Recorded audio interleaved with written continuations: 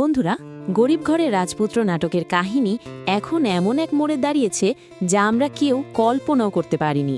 মেঘলা যখন তার বাবার কাছে জানতে চায় সে কি সত্যিই তাদের সন্তান, তখন বাবা হেসে হ্যালো বললেও মেঘলা তার ব্যাগ থেকে সেই রহস্যময় কার্ডটি বের করে দেখায়।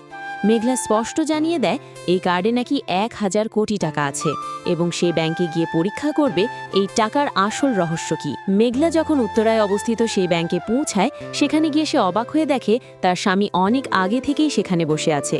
অনেকও মেঘলাকে দেখে বেশ অবাক হয়, কিন্তু ভাগ্যের কি নির্মম পরিহাস। ব্যাংক ম্যানেজার মেঘলার সাধারণ পোশাক দেখে তাকে চরম অপমান করে ব্যাংক থেকে বের করে দিতে চায়। ম্যানেজার তো বলেই বসে যে মেঘলার মতো মেয়ের কাছে এমন ভিআইপি কার্ড থাকা অসম্ভব এবং এটি নিশ্চিত কোনো ভুয়া কার্ড। অপমান সইতে না পেরে মেঘলা তার অফিসের ম্যানেজার জিসান সাহেবকে ফোন দেয়। জিসান সাহেব যখন জানতে পারেন মেঘলা উত্তরা ব্রাঞ্চে আছে, তিনি মাত্র 10 মিনিটের মধ্যে সেখানে পৌঁছানোর প্রতিশ্রুতি দেন। ঠিক 10 মিনিট পরেই দৃশ্যপট পুরো বদলে যায়। ম্যানেজার জিসান যখন ব্যাংকে এসে পৌঁছান এবং মেঘলার আসল পরিচয় সবার সামনে তুলে ধরেন, তখন ব্যাংক ম্যানেজারের তো চক্ষু চড়ক গাছ। তিনি বুঝতে পারেন মেঘলা সাধারণ কোনো মেয়ে নয়, বরং কয়েক হাজার কোটি টাকার মালিক। ভয়ে এবং লজ্জায় ব্যাংক ম্যানেজার মেঘলার কাছে হাত জোর করে ক্ষমা চাইতে শুরু করেন। অন্যদিকে সাব্বির আর রাতুলের অবস্থা তো আরও শোচনীয়।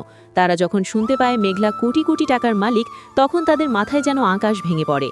সবচেয়ে মজার বিষয় হলো অনেক যে কোম্পানিতে চাকরি করে মেঘলা আসলে সেই বিশাল শালিমা বিল্ডার্স গ্রুপের আসল মালিক। অনিক আর রাতুল যখন মেঘলাকে অপমান করছিল, ঠিক তখনই মেঘলার ম্যানেজার এসে সবার ভুল ভেঙে দেয়।